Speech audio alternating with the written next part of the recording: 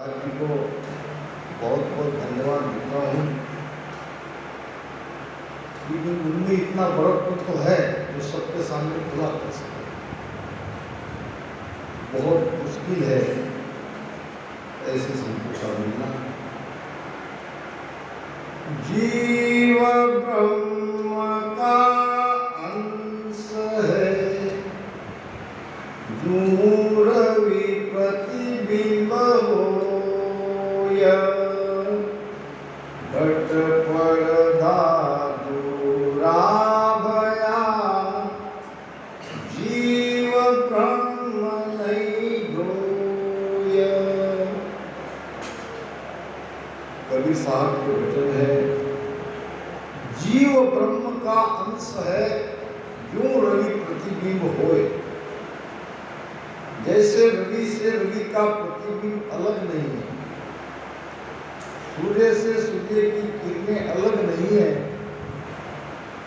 इसी प्रकार वो परमात्मा का अंश जो आत्मा है वो परमात्मा से अलग नहीं है। हमारे महाराज ने कहा है, भूला नर भवता फिरे, हरि ढूंढन को जाए। भूला नर भवता फिरे, हरि ढूंढन को जाए। सायब तो सुख राम कहे, मेरा है तन मान, मेरा है तन मान। भूला नर भवता, भवता नाम ढूंढता। राम जी की फौज में कौन लगे हैं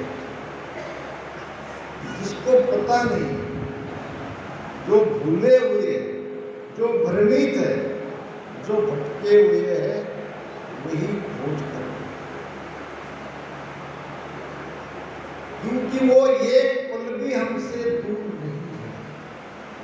ना बिछड़े ना बिछड़े सदा संग गुरुदेव। ढूंढा तो उसे जाता है जो दूर है, जो बिछड़ चुका है, जो पिछड़ा ही नहीं है, जो दूर ही नहीं है, उसको ढूंढने का कोई प्रयोजन नहीं है। फिर भजन भक्ति का क्या, ये 12 करोड़ों का क्या, ये भी बात सकती। ज्ञान को हर दृष्टि से हमको समझना है। सुमिरन सूरत लगाए कर मुझसे गचुन बोल, बाहर का पट बंद कर अंदर का पट खोल। ये बाहर के पट बंद नहीं होते। सातों पोल पोड़िया बैठा बंद किया सब लोही, नटखट चोर तस्कर दूजा आनंद पावे कोई। आत्म स्वामी महाराज, ये पोड़िया है, ये द्वार है सात शरीर के। अब इसके ऊपर पहरेदार बिठाना जरूरी है। ये द्वार को रोकना जरूरी है। कैसे रोकोगे? तो पहरेदार चाहिए। सातु पोल पोड़िया बैठा बंद किया सब लोई, नटखट चोर तस्कर दूजा। अब ये कौन है नटखट, कौन है चोर, कौन है तस्कर? उसका प्रवेश भीतर में नहीं होना चाहिए। इसलिए ये बाहर के पट को बंद करना है, भीतर के पट को खोलना है। परमात्मा को पाना नहीं है, वो मिला हुआ ही है। बीच में जो दीवारें है, बीच में जो पर्दा है, घट पर्दा दूरा भया, जीव ब्रह्म नहीं कोई। दादू साहब भी कहते हैं, मिला मिला या मिल गया, दादू दूजा ना है। और वो पहले मिलाया हुआ नहीं था तो आप खोज ही नहीं सकते, वो पहले ही हमारे घर में है। इसीलिए बीच में जो पर्दा है, जो दीवारें हैं, जो बाधाएं हैं, ये मन की दीवार है, कर्म की दीवार है, चित्त की दीवार है, ये बाधा ही तो है। बस वो बाधाओं को दूर करते जाना है। हम जहाँ बैठे हैं ठीक जमीन के नीचे पानी है, मीठा मीठा ताजा ताजा जल, देखने जाओ तो नहीं दिखेगा। अब इसकी बोरिंग करनी पड़ेगी, खुदाई करनी पड़ेगी, मट्टी की पत्थरों की परतें हटानी पड़ेगी, तब मिलेगा वो निर्मल जल। इसी प्रकार यही बात ईश्वर भक्ति के बारे में है। इसी एक उद्देश्य के लिए संसार में अनेक मत, अनेक पंथ, अनेक धर्म हुए। कहते हैं कि एक अंधों का गांव है जहां सब अंधे ही अंधे थे। अब एक आदमी बाहर गांव का, उस गांव से होते हुए कहीं दूसरे गांव जा रहा था, हाथी पर बैठ, हाथी की सवारी थी। अब हाथी के गले में थी घंटी। अब वहां से गुजर रहा था तो गांव के आंगनों में घंटी की आवाज सुनी। सब आ गए, क्या हुआ क्या हुआ क्या हुआ। बेचारे देख तो नहीं पाते थे। अब उस हाथी वाले ने कहा, भाई हाथी है और मैं और किसी गांव में जा रहा हूं, तो हाथी है तो हमें बताओ। अरे भाई आप तो देख नहीं सकते हो, आप तो अंधे हो। अरे हम स्पर्श की आंख से देख सकते हैं, हमें आंख नहीं तो क्या हुआ, मगर हम स्पर्श से भली बातें देख सकते हैं, जान सकते हैं। तुम थोड़ी देर हाथी को बिठाओ। हाथी को बिठाया। अब सारे अंधे टूट पड़े, हाथ घुमाने लगे, स्पर्श करने लगे। अब कोई पीठ के ऊपर हाथ घुमा रहा है, तो कोई पैर के ऊपर, तो कोई कान के ऊपर, तो कोई पूंछ के ऊपर, और कोई सूंड के ऊपर। सबने अपने अपने स्पर्श के द्वारा उस हाथी को जाना। जानने के बाद कहा कि भाई हमने सबने देख लिया, स्पर्श से जान ली कि कैसा है। तो जिसने जैसा जाना वैसा उन्होंने कहा। कोई कहने लगा सपाट है, कोई कहने लगा खंबे के जैसा है, कोई कहने लगा छादला के जैसा है, कोई कहने लगा बारीक लकड़ी के जैसा है। ऐसे अपने अपने अनुभव से उन्होंने बखान किया और वो चला गया। हाथी लेके कह के गया कि 4-5 दिन बाद मैं फिर आऊँगा, मुझे गाँव वापस जाना है। मगर वो जैसे ही हाथी वाला हाथी लेके चला गया, गांव में समस्या बढ़ गई। अब सब अपने अपने मत को उसका प्रसार प्रचार कर रहे थे। अब सूंड वाले का एक पंथ बन गया, तो कान वाले का एक पंथ बन गया, तो पैर वाले का एक पंथ बन गया, तो पीठ वाले का एक पंथ बन गया, तो पूंछ वाले का एक पंथ बन गया। कोई पीछे हटने को तैयार नहीं। हमने अनुभव किया है, हमने जाना है, वो ऐसा ही है। 4 दिन बाद जब वो आया तो गांव वाले ने, जो कुछ नहीं थे, बाहर गांव गए थे, वो आए, घंटी की आवाज सुनकर आए, भाई रुको रुको रुको, आप गांव में नहीं आते तो ये बखेड़ा खड़ा नहीं होता। हमारे गांव में सब बखेड़ा ही बखेड़ा खड़ा हो गया, सारी झंझट पैदा हो गई आपके आने से। अरे क्या हुआ भाई? आपके आने के पहले शांति थी, अब तो कोई किसी की बात सुन ही नहीं रहा। क्या हुआ? बुलाओ। सबको बुलाया गया और सबने अपने अपने मत को वहां पर रखा कि देखो भाई, हाथी खंबे के जैसा नहीं है। हाथी वाले ने कहा हाँ है। हाथी छोटी लकड़ी के जैसा नहीं है। हाथी वाले ने कहा हाँ है। हाथी छागले के जैसा नहीं है। हाँ है। हाथी सपाट नहीं है। हाँ है। क्या हाथी एक ही है कि हाथी अनेक है? नहीं, हाथी तो एक ही है। फिर सबकी आप है कर रहे हो, ये कैसे? ये इसलिए कि वो बात सब सही कह रहे हैं। सबने जैसा जाना वैसा उन्होंने बखान किया, मगर पूरा हाथी इनमें से किसी ने नहीं देखा। यही चल रहा है। हमारे महाराज पूरे संत आज उनकी सत्ता चल रही है। यहाँ कोई अवडंबर नहीं है, कोई दिखावट नहीं है, कोई पाखंड नहीं है।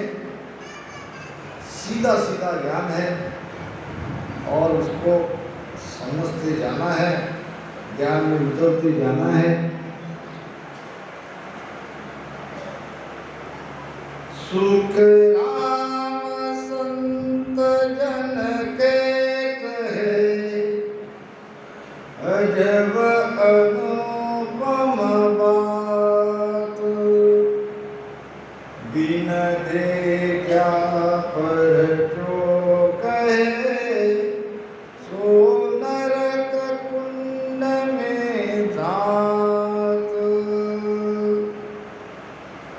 पहली साखी में पर्चा में महाराज फरमा रहे हैं, सुखराम संत जन कहते हैं अजब अनुपम बात। संत जब उस स्थिति में पहुंच जाते हैं जहां ये चौंकाने वाले, ये अजब अनुपम अनुभव उनको होता है, तो वो कहते हैं। कहीं कहीं ऐसे भी है जो बिना कुछ हुए ही कह देते हैं। अगर ऐसा नहीं रहता तो महाराज ने ये बात कभी नहीं कही होती कि बिन देखा परचो कहे सो नरक कुंड में जा। पहले देखो, अनुभव को पर्चा होने दो, फिर करो। बिना देखे, दूसरे के देखे अगर पर्चे कहेंगे, थोड़ी देर के लिए तो ठीक जाएगा, मगर उससे कोई लाभ होने वाला नहीं है।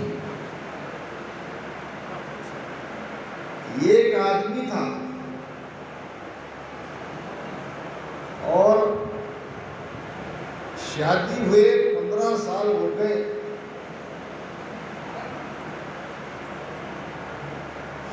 बाल बच्चे नहीं हुए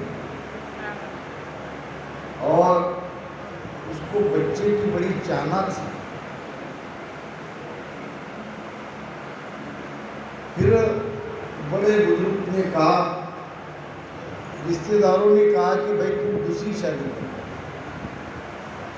मन तो नहीं था, मगर बच्चे की चाह में उसको करना पड़ा। शादी कर ली, नई बहू आई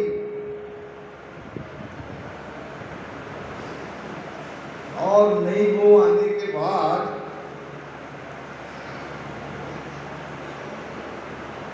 एक बरस में गर्भ ठहर गए और बड़ी खुशी हुई, परिवार में सबको खुशी हुई। जलन होगी पहली पुत्री को। अब उसने कहा कि भाई अब मेरा क्या होगा, ये तो अब राज करेगी, छोटी है उससे, बच्चा ठहर गया है, अब बच्चा होगा, सब इसको ही प्रेम करेंगे, मेरी उपेक्षा हो। फिर उसने भी अपना दिमाग चलाया, उसने भी अपने पति को एक दिन कहा, मेरा भी पेट दुख रहा है, गर्भ मेरा भी ठहर गया। पति को बड़ा आनंद आया, ये तो बड़ी अच्छी बात है, मेरे दो बेटे पैदा हो गए, दोनों पत्नी से पैदा हो गए, इससे खुशी सी बात और क्या हो सकती है। और फिर सरकारी हॉस्पिटल की टीम आई जांच करने के लिए, ऐसी गर्भवती महिला। अब ये पहली बीवी को जांच में नहीं जाना चाहिए, मगर उसने सोचा अगर मैं जांच कराने के लिए नहीं जाती हूँ तो मेरी पोल पट्टी यहीं खुल जाएगी। अब वो भी गई, अब वो चेक करते गए और कुछ सूचना देते गए, कुछ मेडिसिन देते गए। अब ये भी है, उसको देखते ही नर्स ने कहा, तुम क्यों आई इस लाइन, तुम हट जाओ, वहां झंझट खड़ी करनी क्यों, मैं नहीं हूं, मेरे पेट में भी बच्चा ठहर गया है, मुझे जांचो, मुझे दवाई लिख दो। अरे भाई बहन, आपको कह रहे हैं कि अब आप इस लाइन में मत खड़े रहो, आप अपने घर जाओ। जब मान ही नहीं रही तो कपड़ा ऊपर उठा के अंदर में जो उसने कपड़ा डाल रखा था, कपड़ा उसको आगे दिखा दिया, ये है तुम्हारे अंदर। मतलब झूठ चलता नहीं। गावा घाल बलायो उधर, महाराज ने कहा है, एक मास नौ पाले के सुतराम ख्याल है वाको दूजी पुत्र खिलावे। तो भजन में जो अनुभव हो रहा है, अधिकारी के सामने करो, एक दूसरे को कहने की बात नहीं है। बिन देखा पर जो कहे सो नरक कुंड में जा, याने नहीं देखिया अजब अनुपम चे, सुख राम सूरत देख कर अब भाकत हूँ बेण। या नेणा नहीं देखिया, उनसे नेण से नहीं देखा, ये चर्म चक्षु से। अच्छा, ये दिखाई कहाँ देता है, ये पीठ में दिखाई नहीं देता, ये त्रिपुटी पार करने पर ही ये चीज दिखते हैं। हालांकि ये कोई अमर पथ के उस देश के चीज तमाशे नहीं है, ये बीच रास्ते में आने वाले हैं। यहाँ देख देख के भूलना नहीं है, यहाँ अटकना नहीं है। हमारा ज्ञान तो बहुत आगे जा रहा है, ये तो बीच रास्ते में है। वहां तो सूरत भी नहीं जा रही, सूरत से भी परे है। मगर जब हम ध्यान में जाते हैं, ध्यान की यात्रा से आगे आगे बढ़ते हैं, से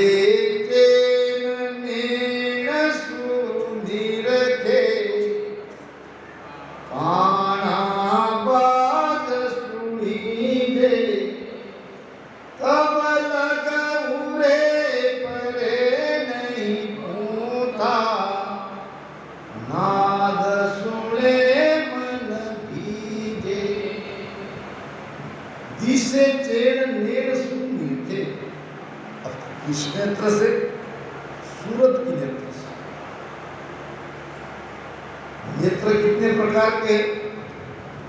नेत्र 4 प्रकार के, जिसमें से केवल ये चर्म चक्षु का ही हमें पता है, क्योंकि हम जगत को देखते हैं, जगत से जुड़े हैं, जगत के साथ हैं। फिर बाकी 3 नेत्र कौन से?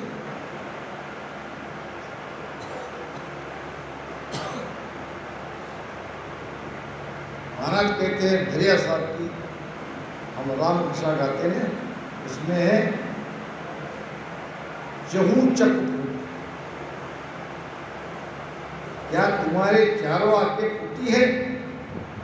अब दो ये दो हृदय के, दो ये आंखें हैं, दो हृदय के आंखें। ये हो गए दूसरा नेत्र। तीसरा नेत्र है सूरत का नेत्र। अब सूरत के नेत्र के सूरत तो वहां जाके गीली हो जाती है, सूरत वहां थक जाती है।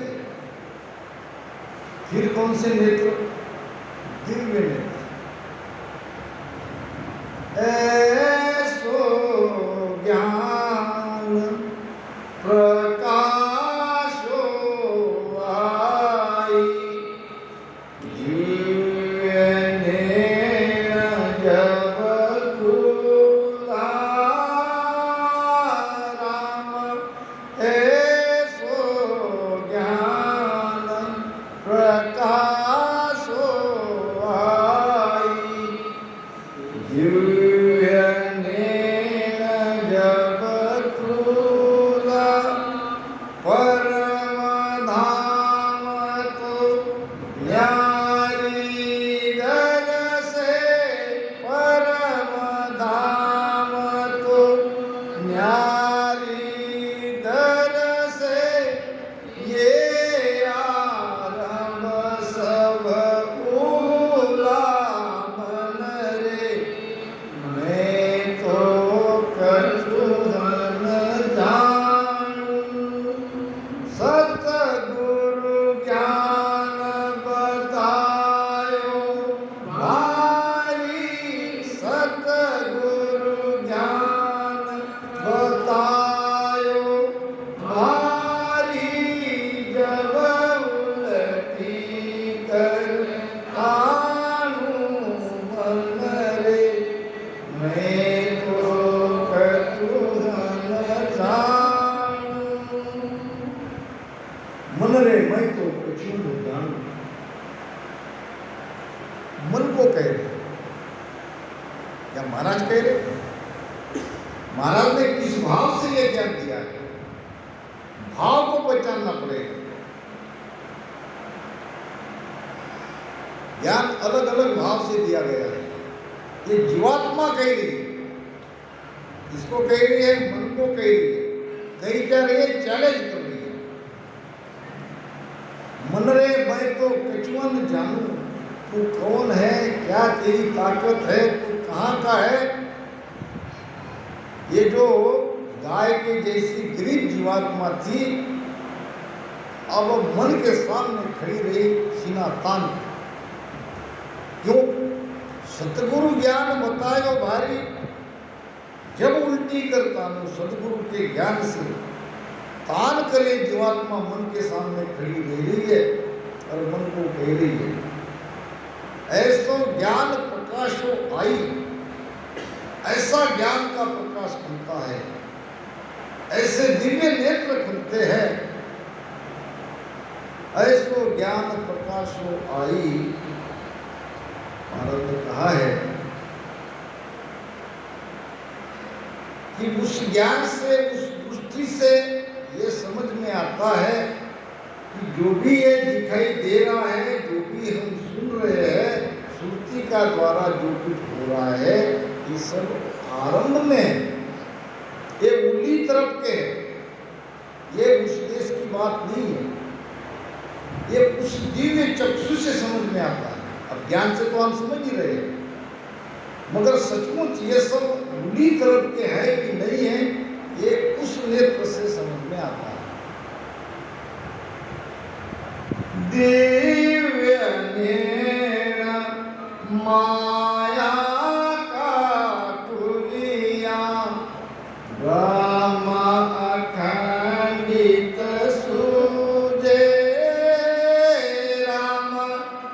दिव्य नैन माया का खुलिया, ब्रह्म अखंडित सूझे।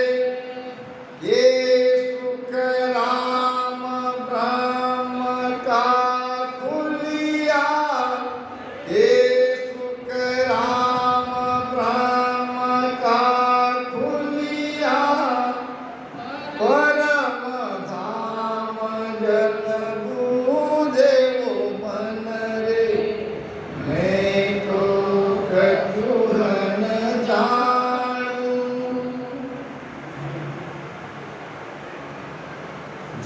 तारो देश है वैसी तारो साथ, और ऊंची मुस्कुराहट कहे क्या ले तू भाग।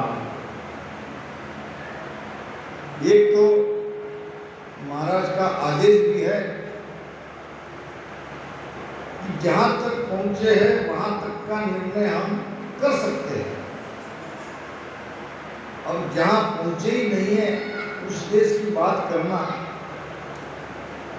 ये ठीक भी नहीं है, और कहेंगे तो गलत ही कहेंगे, गलत संदेश जाएगा। इसलिए मेरी कोशिश पिंड से ब्रह्मांड में कैसे जाए यहाँ तक ही रहती है, क्योंकि मैं यहाँ तक ही हूँ। मैं ऐसे ऐसे ऊपर कुछ नहीं बताऊंगा कि मैं गए ही। भूटान पास बंद खुल के अभी त्राटक बंद लग रहा है, तो बात वहाँ की जोरदार तरीके से आपके सामने रख सकता हूँ।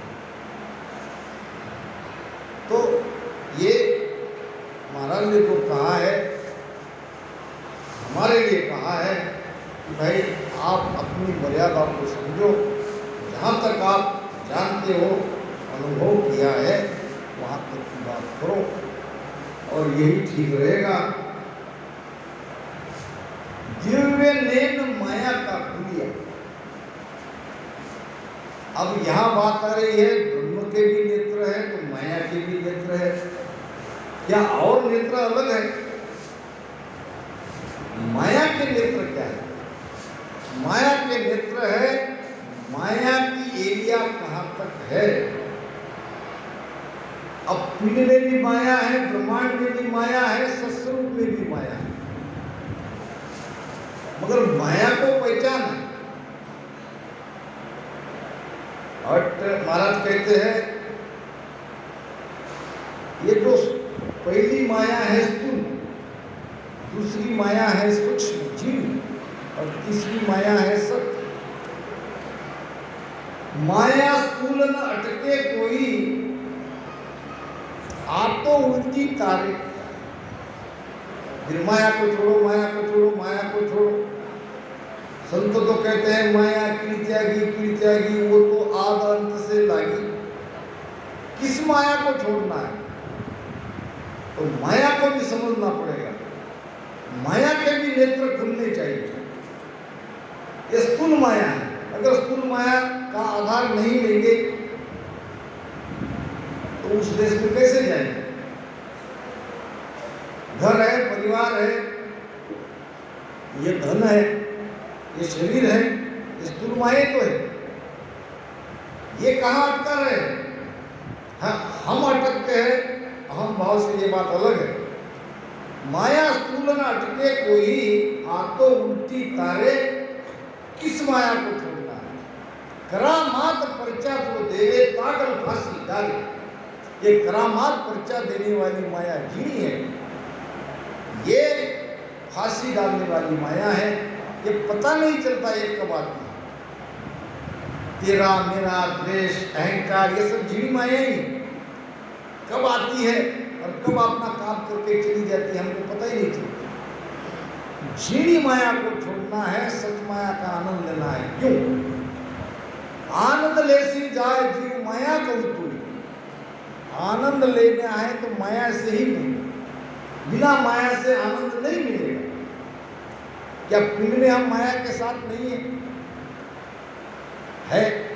तो यहाँ क्या हो रहा है? यहाँ हमें सुख भी मिल रहा है, दुख भी मिल रहा है। इसलिए इस माया का आधार लेना है, सूक्ष्म माया को छोड़ना है, सत माया का आनंद लेना है, सत माया के साथ आनंद लेना है। तो दिव्य नैन माया का खुलिया। माया के नेत्र जब खुल जाते हैं तो माया कहाँ तक है, माया की व्याप्ति कहाँ तक है, ये समझ में आता है। और माया का एरिया समझेंगे कहाँ तक माया है, फिर ब्रह्म में जाएंगे। अब फिर ये सुखराम ब्रह्म का खुलिया। अब ब्रह्म के नेत्र खुलने चाहिए। ये ब्रह्म कहाँ तक है? कहीं गलती से हम काल के देश में किसी को परम पद नहीं समझ रहे, कहीं पार ब्रह्म परमात्मा में आ गए, इसी को हम शस्त्र आनंद पद समझ रहे। ये जब ब्रह्म के नेत्र खुलेंगे तब हमें पता चलेगा हे सुखराम ब्रह्म का खुलिया परम धाम जन बूझे। एक एक प्रत्यय ये इस प्रकार से दूर होती जाती है और दिन ब दिन ज्ञान समझ अनुभव बढ़ने लगता है। कल बड़ी अच्छी बात कही थी हमारे साहब जी ने। आज जो इस साखी को हम समझा रहे हैं ये आज की दृष्टि से अभी ठीक है, 4 साल बाद 2 साल बाद इसका और दूसरा अर्थ निकलेगा और निकलना ही चाहिए। ये अपडेट होते रहता है। अगर वही घिसा पिटा 25 साल से एक ही ज्ञान कह रहे हैं तो कोई बढ़ोतरी नहीं हुई, अपडेट हुई नहीं बात। एक यही तो है राज, ये तो होना ही चाहिए और होता है। मजे की बात है तो हंसी आती है कि हम इसको ऐसा समझ रहे तो महाराज तो ऐसा कर रहे हो। और ये भी वहां तक सत्य है जहां तक हम नहीं पहुंचे, वहां तक सत्य है, वहां और इसका कोई अलग अर्थ निकलेगा, निकलना ही चाहिए, निकलता ही। तो महाराज फरमा रहे हैं